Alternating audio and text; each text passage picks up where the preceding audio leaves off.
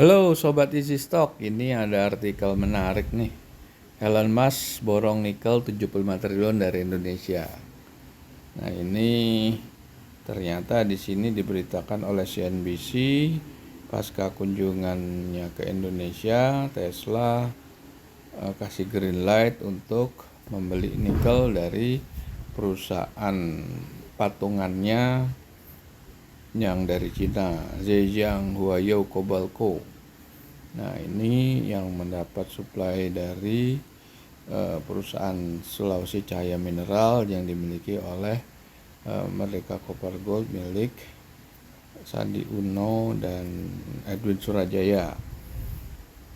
Dan ini juga bekerja sama dengan Antam. Oke, jadi lagi hot nih ya nikel ya. Di sini juga kita lihat memang harga nikel tuh ternyata masih dalam posisi di bottom ya, masih di bawah gitu. Mungkin Elon Musk itu beli pada saat harga sudah mulai turun. Dia tidak mau membeli dalam posisi di atas. Waktu itu kan kunjungannya Luhut dan Jokowi kalau nggak salah di sekitar Mei Juni ya. Dia nggak mau beli Mei Juni dia. Itu nikel lagi tinggi-tinggi ya. Nah sekarang nikel lagi posisi yang bagus untuk dibeli. Dan ini juga ada kan nikel lagi turun ya di sini ya, betul. Dan ini yang di highlight tuh perusahaan Inco, salah satu penghasil nikel. Sebetulnya bukan Inco aja, banyak sekali penghasil nikel. Nah ini kita akan membahas dari sudut analisa fundamental Benjamin Graham dengan bukunya Security Analysis dan Intelligent Investor, dua buku pegangannya Warren Buffett untuk menilai atau menghitung nilai wajar saham yang listed di bursa. Nah, Sobat Easy Stock sekarang bisa memperoleh aplikasinya dari Google Play Store dengan mendownload Easy Stock. Nanti Easy Stock itu akan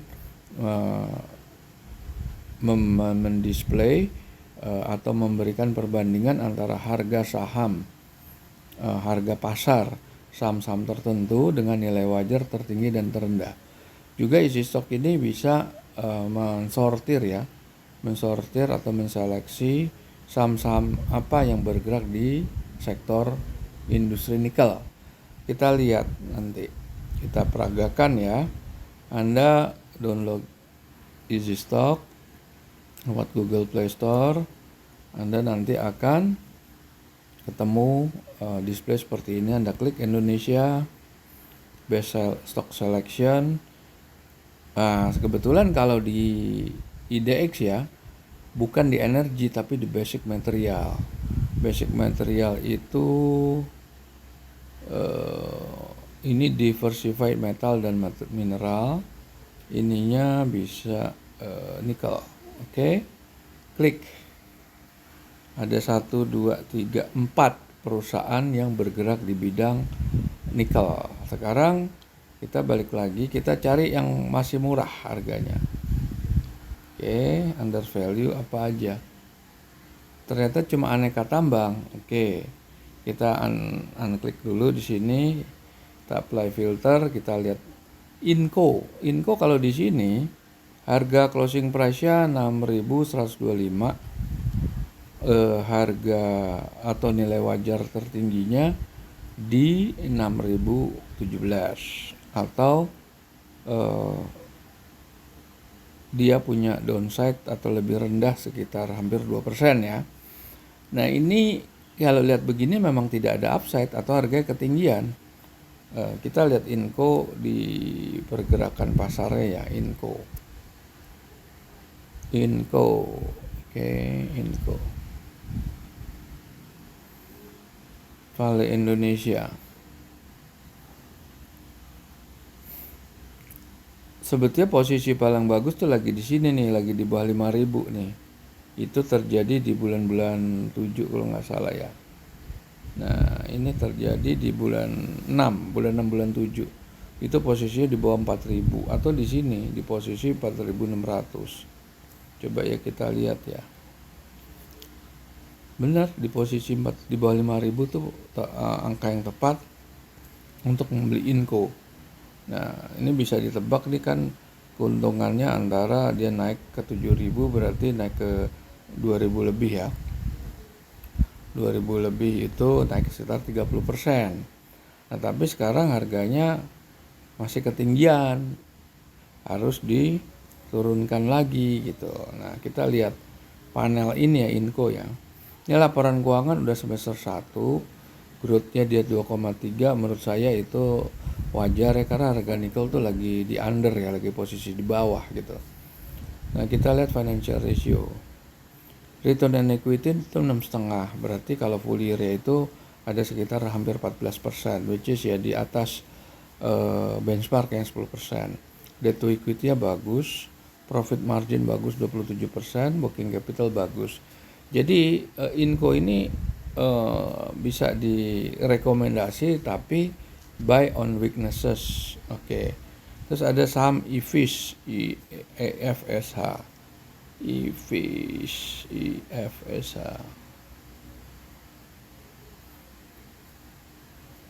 Nah, ini lagi menurun juga ya, tapi ini harga ini nilai wajarnya cuma 350, terlalu tinggi ini harganya. Kita lihat ya, terlalu tinggi laporan keuangan Q1. Revenue growth ketinggian ini. Ketinggian 7,72 kan nikel lagi turun. Nah, kita lihat financial ratio, return on equity-nya ya memang bagus, return on equity di atas 20%. Kalau full year ya, profit margin masih kalah sama Inco. Debt to equity-nya bagus, working capital bagus. Nah, ini ketinggian. Jadi kita mau robah dengan masuk ke fitur forecast simulator ya. Kita masuk ke 3% aja lah.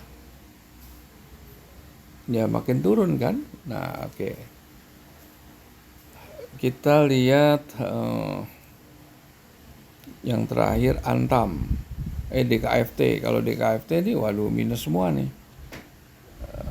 Kita lihat ya kenapa DKFT minus semuanya. Free cash flow-nya negatif, income-nya aja negatif tuh, net loss ya. Net current asset cuma 400 miliar. Disuruh nutup 1 triliun kan dia akan divisa 0,5 triliun. Booking capital kan udah nggak bisa dibahas ini. Oke, DKFT kita drop aja. Kita lihat Antam. Oke, Antam juga penghasil nikel, ada emas dan nikel diversified ya. Growth-nya 2,5%, which is ya oke lah ya. Tapi dia punya tembaga, punya emas lagi naik ya. Oke, kita lihat financial ratio-nya. Return on equity-nya bagus, dia bisa sampai sekitar 25% full year. Debt to equity-nya di bawah setengah, profit margin lumayan tapi masih di bawah Inco. Working capital-nya bagus. Oke. Nah, ini sobat easy stock bisa aja nih robah nih. Forecast simulatornya ini dirobah 3,5% lah. Gimana posisi dia? Nggak ada downside ya Antam ya. Antam sebetulnya masih menarik, tapi di sini kan kalau lihat di sini 600 bagi 2, 500 bagi 2000. Kita lihat ada 25% lebih ya, 30% ya upside ya. Sampai ke nilai wajar maksimum ya. Ya sebetulnya masih boleh sobat easy stock kalau mau akuisisi Antam ya, masih menarik lah gitu, masih ada potensi upside-nya gitu. Antam coba kita lihat Antam. Ya posisi lagi menurun, paling bagus sih posisi di 15.35 itu yang paling bagus banget. 15.35 itu potensi upside-nya bisa kalau 15.35, 15.5. Wah, itu jelas di atas 40% itu bisa. Oke. Sobat easy stock, kita selesai bahas saham-saham nikel di Bursa Efek dan kondisi globalnya juga. Kita berjumpa lagi di lain waktu. Terima kasih.